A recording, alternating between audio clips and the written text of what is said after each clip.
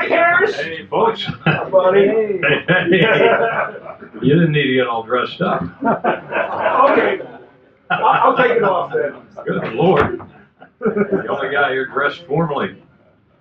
I want to thank everybody for being here. This is a pretty momentous occasion for us and a pretty depressing occasion in a way for those of us who have been around Teddy. I've worked with him for 24 years doing the morning show together, but we appreciate your all's coming and being a part of the final day for Teddy. Although it's not the final day, bad thing for me is that Teddy will be coming back and doing the show when I'm gone, which is a lot. You're going to hear him a whole lot. But the problem is I won't be here to do the show with him. So it's going to be tough on me. Maybe I can get Aaron to take a couple of days off or something. But in the meantime, again, thank you very much for being such a major part of this momentous occasion and giving our favorite Teddy here the big send-off. And without further ado, here is Ted Webb.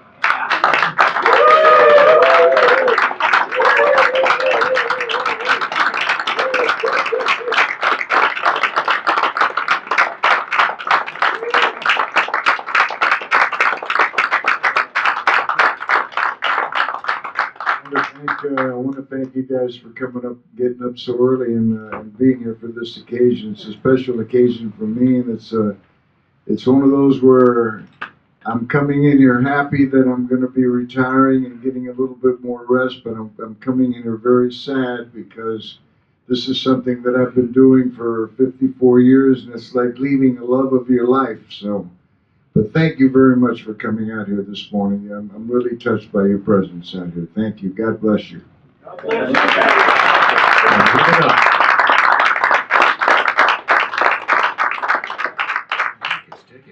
Every day you put off buying life insurance can cost you big time. The older you get, the more you'll have to pay. And a sudden accident or unexpected illness could cause your rates to skyrocket or even make you uninsurable. Beat the clock. Call Select Quote now. No hassle, no obligation. In minutes, you'll have a choice of your best rates from up to 10 highly rated life insurance companies. Richard, 40 years old, takes minutes to control his cholesterol. Still, Select Quote got him a 10-year, $500,000 policy. Good morning, it's AM Tampa Bay on a very momentous day for us as it's Teddy's finale, and we're doing something pretty unusual today. In fact, I don't ever remember doing anything quite like this. We're broadcasting from the Golden Diamond Source Theater here at iHeartRadio. And I do want to point out, as Fingers, our boss, said, make sure you say it's the Golden Diamond Source Theater at iHeartRadio, because some people will show up at the Golden Diamond Source over across the bridge. And we don't want that to happen. And we got a good crowd here so far this morning, huh? We got a great bunch of folks here and recognize a lot of people, and there's one even in a tuxedo, believe it or not. Woo! Woo! The crazy one's in a tuxedo. Howard Hughes. Yeah, the one and only Howard Hughes of radio fame many, many years ago. But we're here to give a big send-off to Ted Webb as he hangs it up here, retires after, how many, 54 years? 54 years and 5 months, but who's counting? And at the end of the month, we've been kind of dreading this day, but looking forward to a celebration of Ted's career and Ted's life here, having been born in Tampa, in West Tampa, which is still part of Tampa, I guess. Oh, yeah. Okay, yeah, in fact, I've been by the house where he was born. It's right next to the interstate now. No interstate back then when you were born. No, that came by in 1960, I believe, when they built that. Yep. But anyway, it's great to have all the folks here in the audience, and it's great to have you listening at home or in your car or at work or wherever you may be. I even got my dog here. Was your dog here? My dog is right here, old Rocket. Well, did somebody bring those little Treats? No, those little things you put on your hands to pick up dog poop. You might have to pick it up off her lap. She's holding the dog on her lap now. What's the name of the dog? Rocket. Oh, Rocket, that's right. After Kim Jong-un. It's a great name there for that. But anyway, if you'd like to call in or anything, we got a lot of things that are happening this morning, as well as the news. Who all here watched the State of the Union message last night? Well, about 3 or 4 or 5. But being that you're up this early, it's understandable that a lot of people didn't. And if you at home got your assignment yesterday, you were supposed to be watching it and reporting on it this morning. I heard some of it. I was upstairs working, and Joy, my wife, was watching it downstairs. I heard Nancy Pelosi kind of went nuts. What's new? Yeah, I guess that's true. What did I see about Pelosi here? I have to bring that up because everybody loves Nancy. Said that, well, she was the only one that didn't rise, I guess, ever. Even Senate Minority Leader Chuck Schumer stood to applaud when he talked about the setting aside political differences and working toward America's common good. That was the one that even the Democrats rose and applauded and everything else. Everybody except Nancy. But they said, what did they say here? This is obviously a right-wing look at Nancy Pelosi, as you might expect. No. They said she was frowning and appeared to be focused on cleaning something from her teeth. It might be some of the stuff she had said. You had some of that thunder. But anyway, from what I heard, it was a pretty strong State of the Union, and he didn't do anything crazy. And that's the best part. Didn't do anything crazy. Stayed on script. Stayed on script. And that's very, very important. One of the things I liked as he was talking about is I did hear him talking about how we're going to stop sending money to people that hate us. That's a great start, isn't it? Yeah, why in the heck do we send money to places like Iran and Iraq where they hate us? Iraq sent $141 million or billion dollars to Iran, and I'm saying, why? Yeah. They said, well, it was their money to begin with. I said, screw them, keep it. Yeah. And Pakistan, the President Trump shut down Pakistan at one time, said, we're not going to send them money anymore. They do not do anything to stop terrorism in that country. And so why are we aiding them when they're aiding the bad guys? And it just doesn't make sense. And Mexico is allowing all these Central Americans to come rolling through there, the illegals to come in, and we send them $441 million every year. And I'm thinking, there are a lot of people that could use a little money like that. But I just got a message in here, and let me hear it again. Go to... TJ. Oh, we're going to go to... we got TJ? On the line.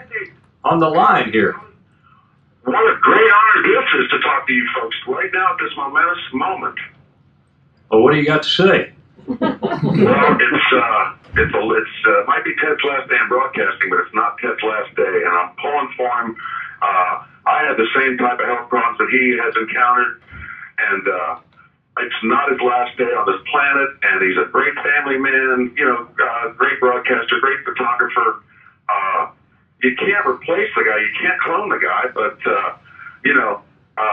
when you lose somebody like that, you don't lose them forever, because, we're going to see him again, I sure hope, and we're going to hear him again, and I'm pulling for him health-wise and wealth-wise and every other wise, and Bucky, you too, you guys are better than great, and I'm sure glad I got through this morning, and it's an honor to know you guys. Thank you very much, TJ. Appreciate your calling, TJ, for sure. TJ's a dead ringer for Art Bell. Remember Art Bell that did the overnight show? And we were doing a remote somewhere, and there were a couple of old ladies that came by, and I introduced them as Art Bell. To this day, they think they met Art Bell. Well, that kept them very happy, I'm sure. Oh, they were thrilled to death. They were just chatting among themselves as they're walking. I mean, he doesn't look like he sounds, does he? Be surprised how much you got that, you don't look like you sound. I said, well, I'm taller on the radio. Well, anyway, if you would like to call in and have anything to say to Teddy here on the last day, and we got a lot of guests lined up, and a lot of things are going to happen. Plus, we will keep you up to speed on anything you need to know. If you watch the State of the Union and have any comments you'd like to make on that, you can give us a call at 800-969-9352. But in the meantime, right now, we go to our Storm Team 8 Weather Center and meteorologist Lee Spann. And Lee, it's going to be a little gloomy in here with Ted gone, but what's it going to be like out yonder? Oh, well, let me first say, to pass on to Ted, that he will be missed. I've enjoyed working with him, and he is certainly an institution here in the Tampa Bay area. Enjoy his retirement. Now, for those of you who are trying to get outside maybe and see the super blue blood moon, probably going to want to bundle up. It is chilly this morning, but the skies are clear, and blue skies all day, really. So we get up to 68 degrees. Winds relax, so it should be a little more comfortable, and comfortable for Thursday and Friday, especially for Ted getting to relax the next couple of days. All right. We will talk to you later. All right, have a great day. And time to relax in that sunshine, Teddy. Oh yeah, I can't. I'm going to set my alarm tomorrow morning for 3 o'clock just so I can let it rain and rain and rain and rain. And the neighbors will be complaining. Hell with them. We'll go along with that. Well, and John Morgan was asking if we're hurt. We're all hurt because Teddy's leaving. But we'll pull through here, I guess. And we got a couple of special guests here who are here to bid Teddy farewell, and that would be Ronnie Lane and T-Crash from the Ronnie and T-Crash show, which is way down the hall, way back there. Come on, way way back there. Way down the hall. They keep us in the back in the dark, man. Yeah, that's Where where we they belong. that's where they keep the people that they're most ashamed of. You know that, right? Top of the morning to you, Teddy, man. We're going to miss you. I miss you too, man. As the young lady said from News Channel 8 a moment ago, you are a broadcast institution. You started when you were 14? 14. I go back with this guy all the way to Q105 back in The Q-Zoo days. QZ The days. legendary Q105 back in the day. Yep. And that was right before you got kicked out of One Buck Place, or was that after you got kicked That was out? right around the time. Exactly. So they said, you know, you got to cover the Bucks, but don't be like Ted Webb. Don't go over there and get kicked out. But I admire you for that, man. You were speaking the truth. Well, they suspended me or banned me for 3 years, and then after 3 years, they called me up and they said, "You can come back now." And I said, "Screw you, I don't want to go back." I never went back to One Buck Place after that. I imagine, man. Hugh Culverhouse was the owner then, right? Culverhouse was the owner then. John McKay was the coach, and Rick Odioso and Bob Best were in the PR department, and they were the ones that got me banned. I think up until that point, I was the only guy ever banned from an NFL team until Dan Cilio got banned a few years Oh, later. imagine that. Dan Cilio getting banned. Those were interesting days, to say the least. Yeah. We all got in trouble with them. Weren't you doing Bucks football then? Yep, I think, the first 3 years, Yeah. I was good friends with John McKay from back in Morgantown days when he was born up there. But I got in trouble with him with the Q-Zoo, and we had the screw the Bucks thing or whatever it was. Screw you or Screw you. I guess that's what it was. Screw you. He called me up there. That's when he called me up and said, "Now, Jack, you know what? The NBA wanted to come here, and they're not coming just because of those T-shirts." I said, "No, they're not coming because nobody gives a stink about the NBA." They were footballs. You could Yeah. put them up on your TV antenna that said "Screw you" or something like that. Yeah, we had a couple of variations of that, so I didn't get along with them either, in spite of the fact I was broadcasting the They game. never had much of a sense of humor, did they? Not at all. Not at all. Still don't. No, they still don't.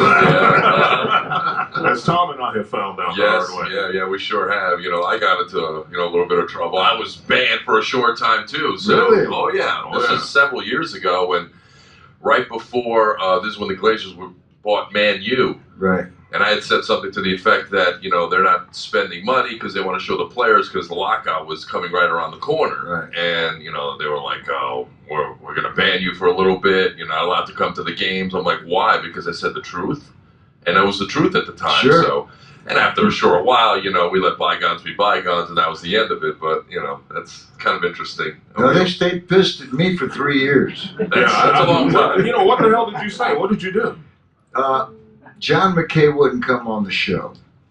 every time we tried to book John McKay to come on the show, we'd get an excuse that, well, they're getting ready for the draft, or after this, well, he's assessing the draft, or but there was always an excuse why he wouldn't come on, but he'd pop on with other people's shows, you know.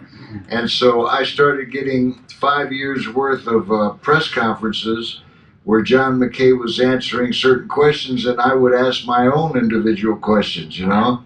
Like, John, we understand that a lot of the players are catching VD from the Dale Mabry strip. Well, it's nothing more than an infection at the other end, he'd say. You know, I'd use that as you know, I'd push the button and he would answer what I wanted him to answer.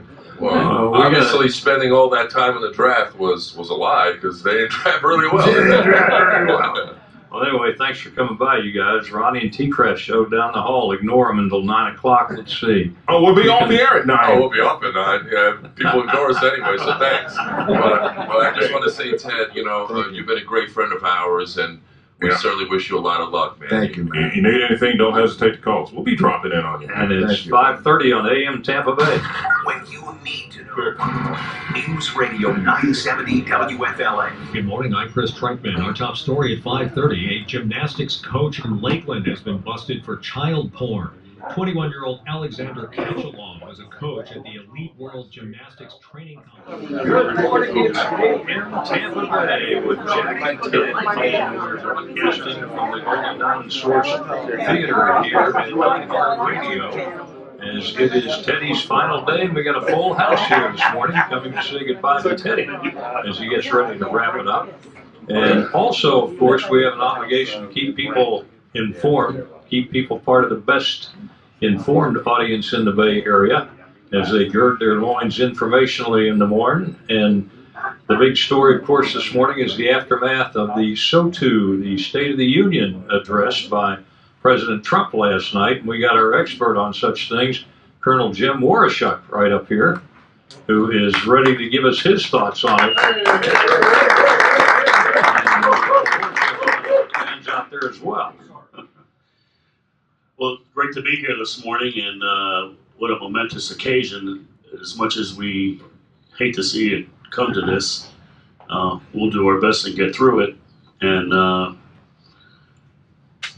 I watched the State of the Union, and I thought it was superb. And I was sitting there texting lots of friends last night, and one of the things that I told everyone was, one thing President Trump did was he identified all the evils of the world in his speech. He talked about terrorism and ISIS and North Korea and opioid drugs, illegal immigration, and so many other things that he addressed. And you knew they were the evil things in the world because certain people in the audience didn't stand up or didn't cheer when he talked about those. Yeah, that's the amazing thing. It's like, hey, we want evil in this world. It was kind of weird. But did you see Nancy Pelosi picking her teeth?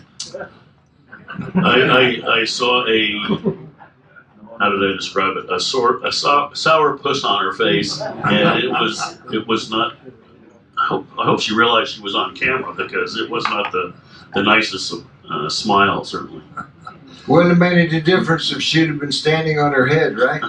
Absolutely, Teddy. Same face.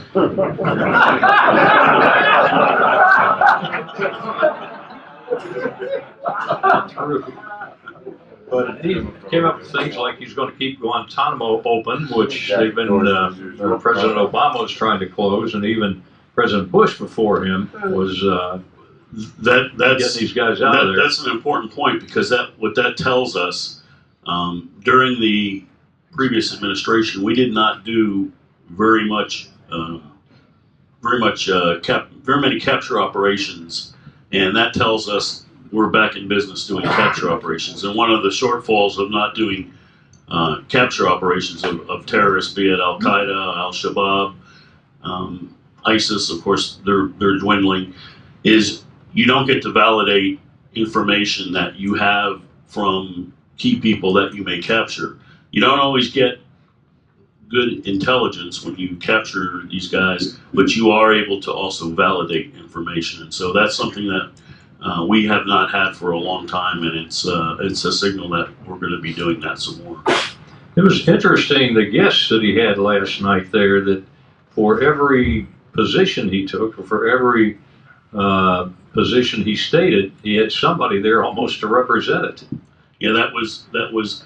I don't want to say it was unique, but it was very fitting to that, and I have to commend many of those because many of them were victims of various types of crimes and events in their lives. To be able to come up there and stand up there in the audience with the First Lady, so it highlighted some of the problems that we're dealing with both in our country and in the world. Well, Colonel Warshuck, we certainly appreciate your coming by here this morning and appreciate your take on the State of the Union, your look at it here, and for coming by to say goodbye to little old Teddy over here. We've been fortunate to have this guy as a special commentator because a guy of his experience, his vast knowledge of the intelligence community, I mean, you can't buy that, you know? Yep, spent a little time over here at McDill, too, working with those folks. But Colonel Warshuck, thanks for joining us this morning on AM Tampa Bay. Appreciate Thank the you, opportunity. I appreciate it.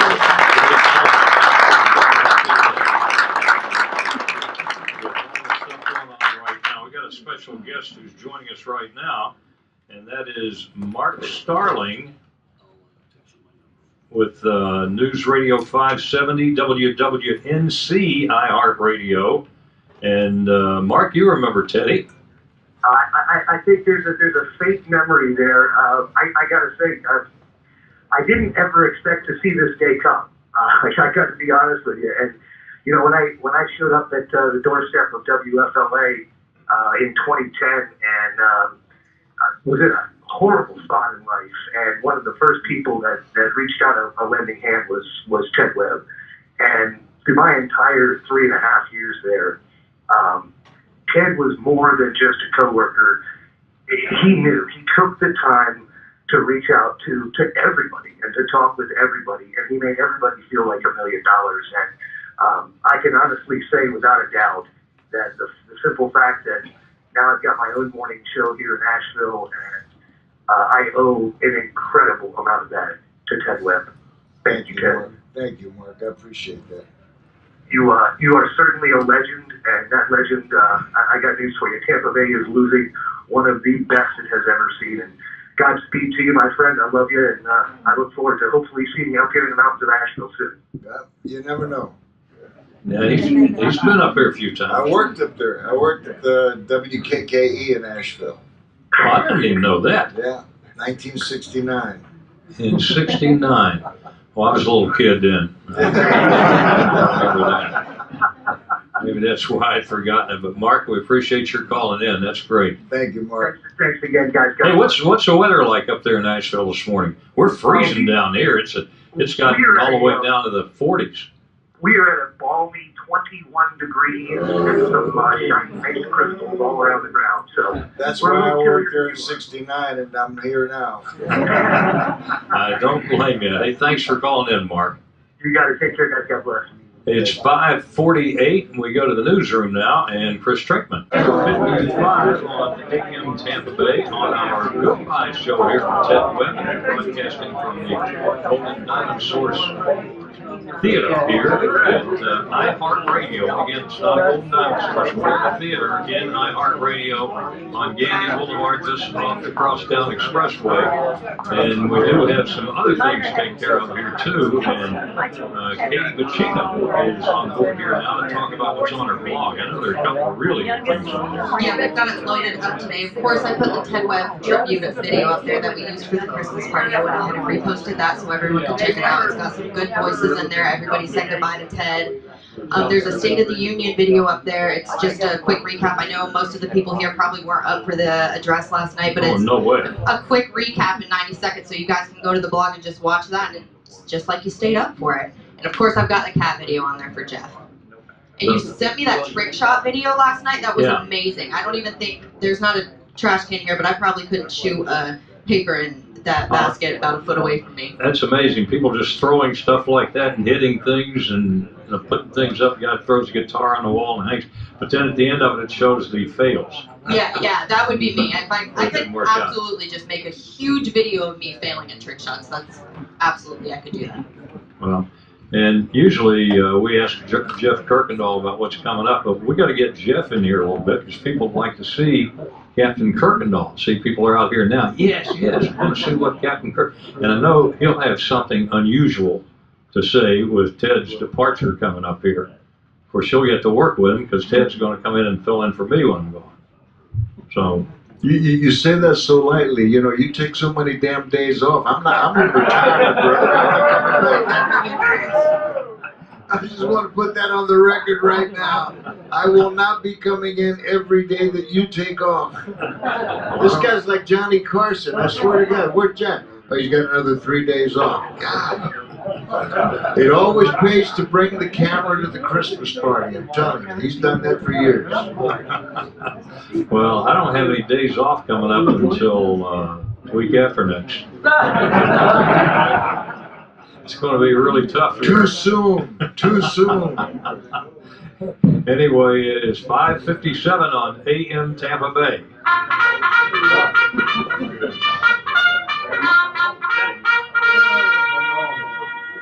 You know what makes me sad?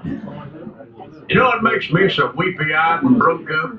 I just want to watch the movie Terms of Endearment so I can perk up. And Ted Webb is retired.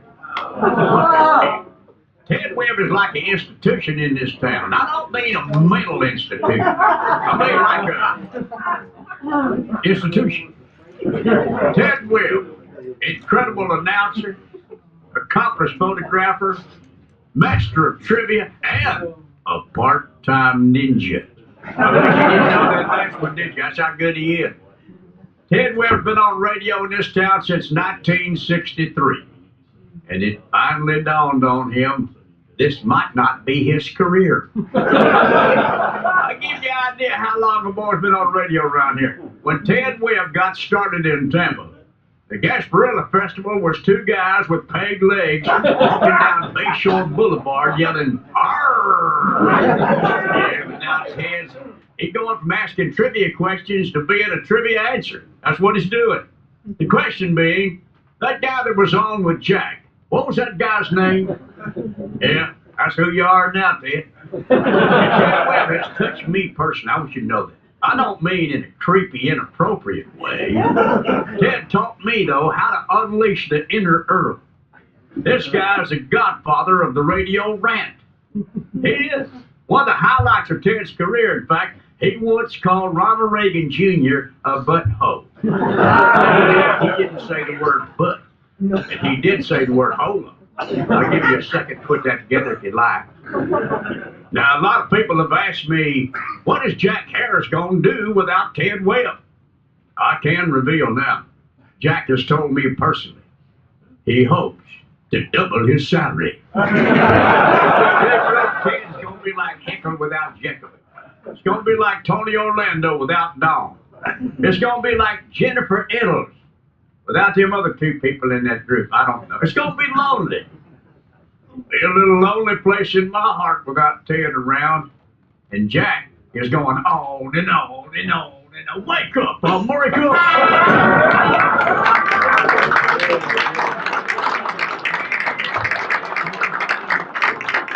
Your parking space.